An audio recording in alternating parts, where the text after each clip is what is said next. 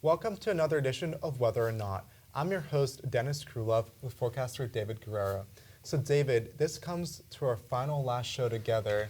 Fortunately, while we've had a blast, good times do come to an end. You know, you're absolutely right. We had a lot of amazing times together, but it must come to an end, and it's a sad end, especially for tonight's episode. But better times also coming ahead. Absolutely. For sure. Anyway, it's been rather chilly this week. Do you see that pattern persisting as we head into the weekend? Actually, no. On Friday and Saturday, southerly flow will bring warmer air. However, the main story is a rather robust low-pressure system coming through on Sunday, and it may affect some students' travel plans as they head into break. Oh boy, robust doesn't sound good on the weekend. Hopefully that clears out for those traveling. But for me studying indoors, it shouldn't be too bad of a problem. Oh, yes. Anyway, let's jump into our first nature of the news story for tonight.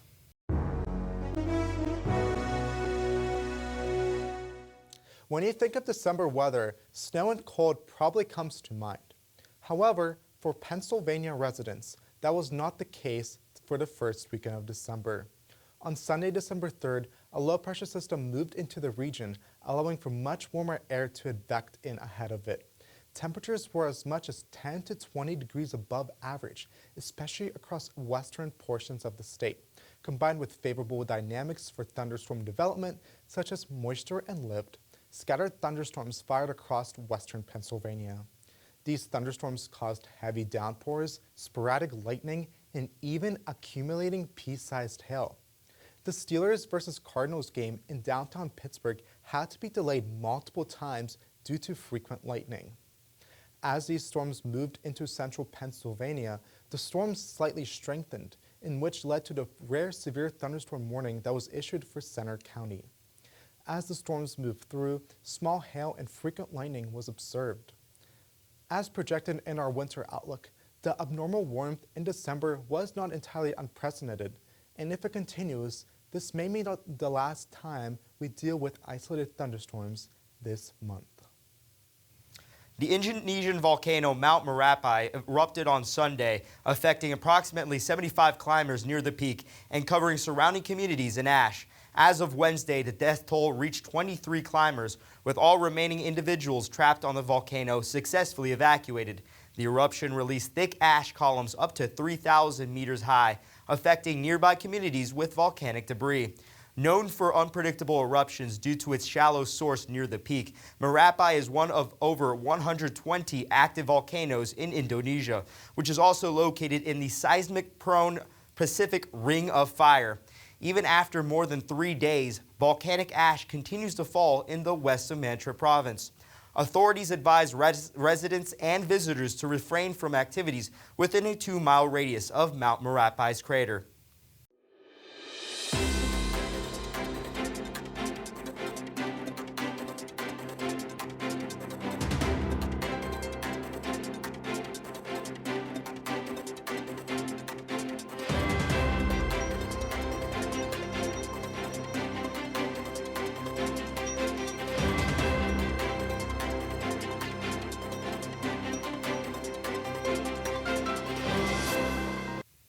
Well, we had a rather cold week, but this upcoming weekend will be reminiscent of an early November day because southerly flow will bring in that warmer air. Temperatures will be in the lower 50s, and also it'll be a partly cloudy start to the day, but then the cloud cover will decrease, so we'll have a mostly clear night. And then Saturday will be a bright start to the day, but then the cloud cover will increase, so we'll have a mostly cloudy night. So quite the opposite in terms of cloud cover as compared to Friday. But then on Sunday, a rather robust low pressure system will be coming through, giving us heavy rain. How much rain? I'd say 1.25 to 2 inches of rain is possible. But one thing I'd like to note is that this rain can be converted into snow. It all depends on the timing of this cold front right here. If the cold front comes earlier than what we thought, then that cold air will be transforming the rain into snow. So please be aware of that. And also be rather windy. Sustained winds will be up to 20 miles per hour and gusts can be up to 30 miles per hour. So if you're planning to travel, planning to go back home for a break, I'd say wait a day or go back home on Saturday. That will be a more safer option. Now to recap, temperatures will be right around 49 degrees. It'll be a rather cloudy start to the day. Then the cloud cover will decrease, and then we'll have a mostly sunny day. Then on Friday night, it'll be a pleasant night, mostly clear, a nice view of the moon. Temperatures will be right around 37 degrees. Then on Saturday, feeling like an early November day. Temperatures will stick around at 51 degrees. We'll have a bright start to the day. Then the cloud cover will increase, and it'll be a mostly cloudy night. Temperatures will be right around 40 degrees. Then on Sunday, rainy and windy. The precipitation could be up to 1.25 to 2 inches of rain, and then it'll be windy, sustained winds up to 20 miles per hour and gusts up to 30 miles per hour. Now coming up, Gavin Sandel has prepared a feature as Dennis and I will be giving our farewell to this show. Well, I'm sitting down here at the desk in Studio A, as we always do, and I'll be able to cherish this desk for the next semester, but two of our broadcasters here on the team won't be able to do the same, at least on whether or not. That's Dave Guerrero and Dennis Khrulov. I actually sat down with them to reminisce on the past 2 semesters that they've had and talk about some of their best and really clearest memories here on the team. As the semester concludes, a tough goodbye must be said to Dave and Dennis. These two have been working on the show tirelessly since the dawn of the new year, but now they will move on to different paths as they depart the show. So I'm currently a junior, and I'm expected to graduate in the May of 2025. And where I'm planning to go after graduation is either into private forecasting or the broadcast television realm. I will be graduating very soon, actually in a couple weeks. I will be continuing my journey into broadcast television. I will be working in Central Georgia, becoming a meteorologist, and especially in the Macon, Georgia area. Overall, I'll be fulfilling my dreams of being on TV. Over the last year and over 30 shows later, Dave and Dennis have been given a wealth of experience, along with some fun stories along the way.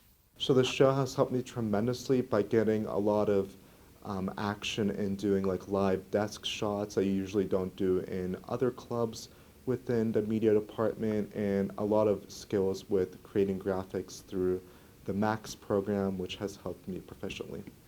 Oh, the show has helped me tremendously. I think, it was one of the things that really helped me grow into a forecaster, into a TV personality, and it made me comfortable in front of the camera. I think one of the best aspects of the show is the weekly critique. So we get critiqued weekly, our advisor, Marissa Ferger, but I think that's necessary, to be honest, and to tell you what your flaws are, because there's no way you can grow without knowing what you're doing wrong. And seeing that growth, seeing that improvement progress throughout the semester, that's my favorite thing. That's how Whether or Not has helped me tremendously. So my favorite role in the show, I think, forecasting. I don't know, just really fun to do, put the graphics together. I think my favorite role was host. It's easier than the others, because being a forecaster, you got to forecast, you got to make sure your forecasts are accurate. That's the most important part. Doing features, it's a long process to do features, and then being an editor, you don't have to do much in preparation, but it's a lot of time after the show. Being a host, you just got to do the question, the almanac, and then you just got to be yourself. And I think that's the thing that I just love the most, just showing my personality. So my favorite memory, I think, has been all the bloopers we've had this semester. They've been really funny. Keeps the energy going. Oh, my favorite memory, I have to say, either the first episode that I ever did with Whether or Not, where I debuted with Dennis, and I remember coming up to him, I call him Denise, and he didn't really like that very much. I'm like, oh, well, I'll call him Dennis. Like, everything that went on through that first episode, being a little nervous since it was my first time, and then just seeing ourselves just grow, the chemistry grew. At the end of the semester, Dennis and I, we just were on the same page, and we knew what we had to do for the next semester to make a great show. And just seeing ourselves grow, seeing ourselves become into better meteorologists, become into better forecasters and communicators, that's, I think, my best memory, even though it's a little broad, but I think that's the best memory overall. Though as they say, all good things must come to an end, and both broadcasters are very thankful for this privileged opportunity. One group that I did not mention was the people, the regular watchers of this show. They've seen me grow into the person I am today. I started off a little nervous, a little wonky, and then I think I've improved tremendously. So thank you to the viewers for holding on and continuing to watch me grow. And then I'll say it again, thank you to Mercer Ferger. I owe you everything. I think you are the person that is responsible for making me the man that I am today and the man that I will be in the future. To the people that joined this semester, I have to say thank you for making the show fun, making the show smooth, making me look forward to doing this show every week. And I know y'all will do an amazing job next semester with whoever comes into the show. I have to thank the people from last semester, not only Dennis, but Kyle Eck and Connor Friedhoff. They're doing amazing things in their respective news markets. And I think it's time for me to truly go out into the sunset and fulfill my dream and to see myself grow even further. So thank you. Best of luck moving forward. I'll be around to help, as always, before I graduate. But yeah, best of luck to the new team moving forward, and wish you guys the best. Though Dave and Dennis's presence will be dearly missed in the studio, the three of us remaining on the show will be joined by two excellent broadcasters in the spring. From all of us at Whether or Not, thank you two so much for all you have done to make this show the way it is today.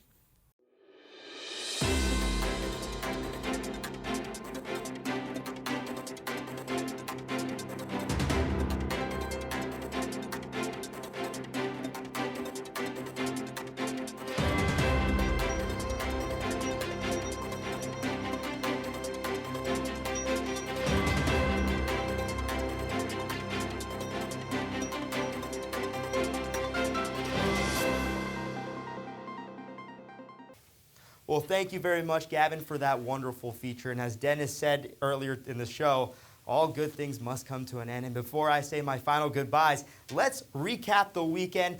Southerly flow will bring warmer air, so temperatures will be right near the 50-degree mark for Friday, Saturday, and Sunday. It'll be a mostly sunny day. Then on Saturday, clouds will increase as the day progresses. But then on Sunday, a low-pressure system will come through, giving us a rather rainy and windy day. And then for the rest of the weeks, as we head into the work week, that cold front will bring temperatures back to winter-like. Temperatures will start off in the upper 30s. Tuesday and Wednesday will be in the lower 40s, but then Thursday temperatures will be near 35 degrees. And it will also be rather dry because high pressure will be taking control. Wednesday will be the cloudiest day of the week, but then Thursday and Friday, clouds will start to dissipate. So actually, every single one of those days will be rather convenient to travel. But the one way that the week could be more winter-like is with snow.